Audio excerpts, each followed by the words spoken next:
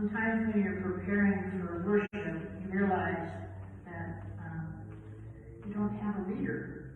And you're like, gee, honey, you wouldn't mind reading on Sunday, would you? I guess that's what it's like being a spouse of a preacher, not a reverend. That's right. We're a preacher's kid, right? Always called into action. The readings for today are more than a Miss Manners lesson on how to behave in social situations. Joy Moore, professor of biblical preaching at Luther Seminary, states, the message in these two texts is not about etiquette, but it is about the ethics of God. Yet it is important to understand the social customs of the time in order to truly hear and fully appreciate the messages contained in Jesus' parable and the text from Proverbs. According to an article in the Christian Century written by Professor Craig Keener, ancient Mediterranean male urban culture featured heavy competition for status, a competition often reflected in seating arrangements, including where someone sat in the synagogue and at banquets. Normally, a host would invite peers or people of somewhat lower status to these events. To refuse such an invitation without a good cause would insult the host's dignity. But guests were also protective of their dignity. The most prestigious positions were nearest the host. Sources from this period are full of complaints from guests who felt dishonored and disrespected and just plain dished because they were given less prestigious places in banquets than they felt they deserved.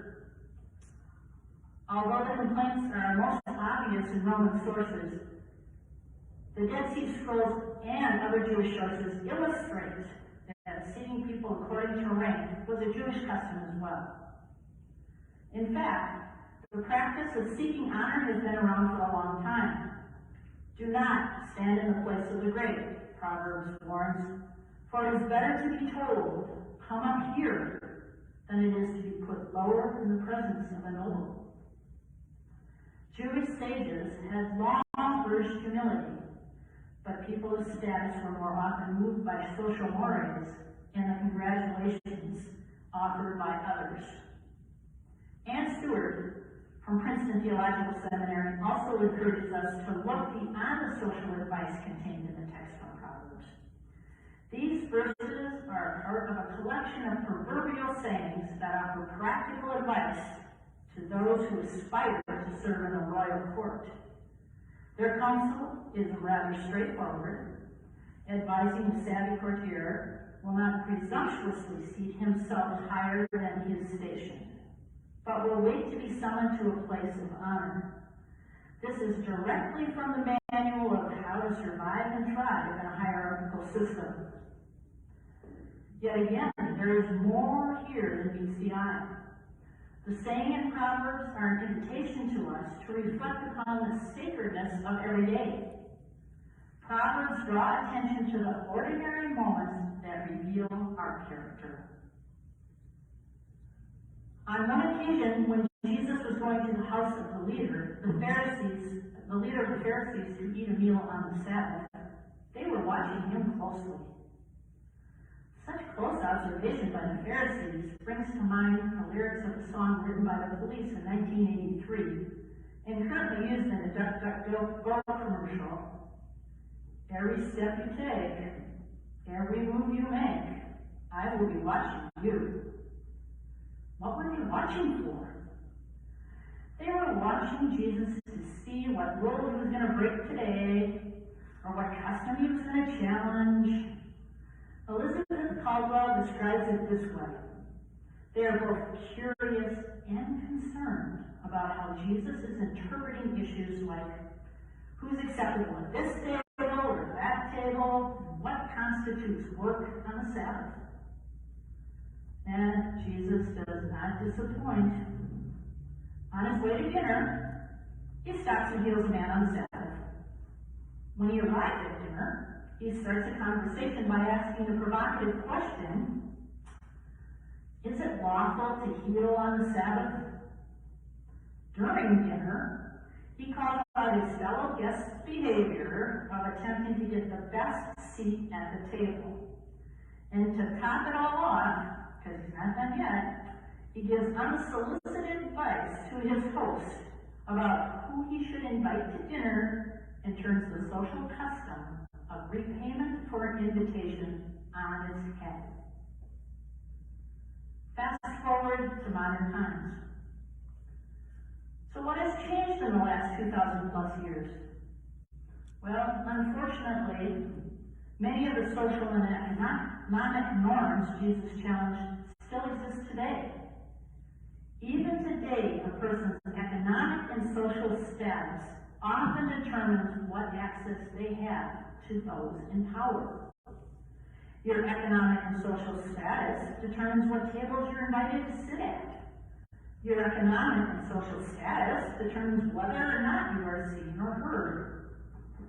Your economic and social status determines whether or not you get to have a voice in the systems that create the laws and policies that significantly impact your life.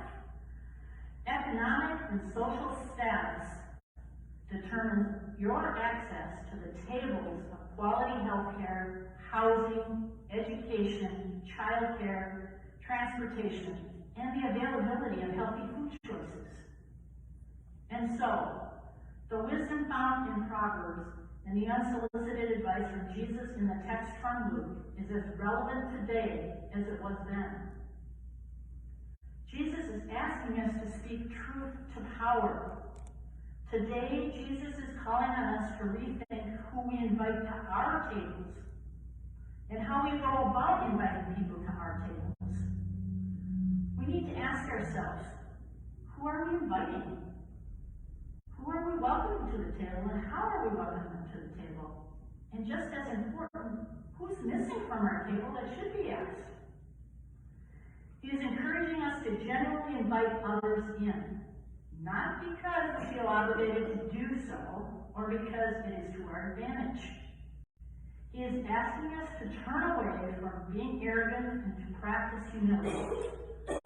The Reverend Catherine Walker puts it this way: when we live in a spirit of humility, we focus less on ourselves and much more on how to ensure that we make space for everyone. We extend the invitation to others, expecting nothing in return. Jesus is challenging us to take on the social and economic norms that fail to provide an equal chance for all to have a place at the table. How can we remove barriers and promote equity and inclusion at our tables?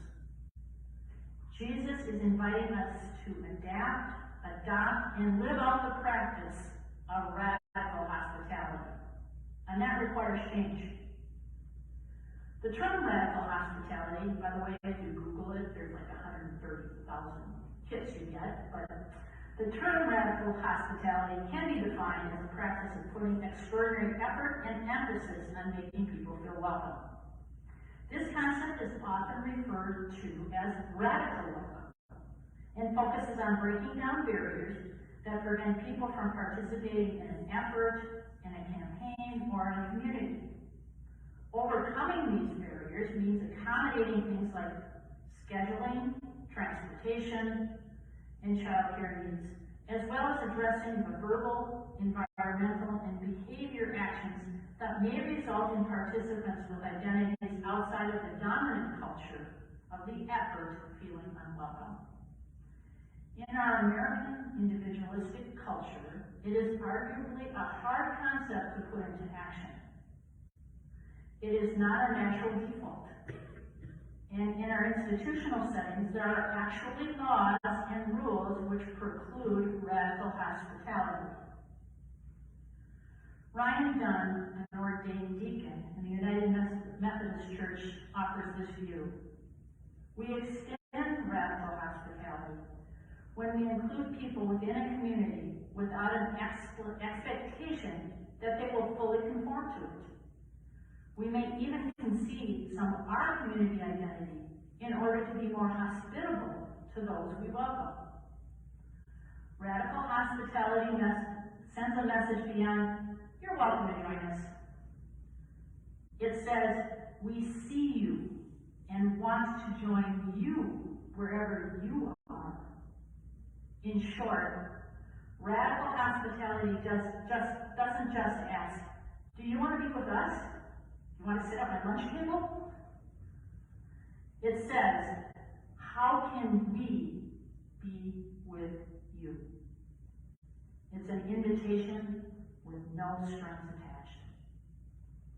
And so, I invite us to take up Jesus' invitation to engage in radical hospitality, to move forward toward a time described by Carrie Morrison, who works with the mental health community in Los Angeles County, when one might say, I am seen, I am heard, I am not forgotten and left to drift through the system. I am a person with worth and plans and purpose. I am equal. My relationships with people are horizontal, not hierarchical. I am part of the community. I have a place to live where I feel safe. May it be so. Amen.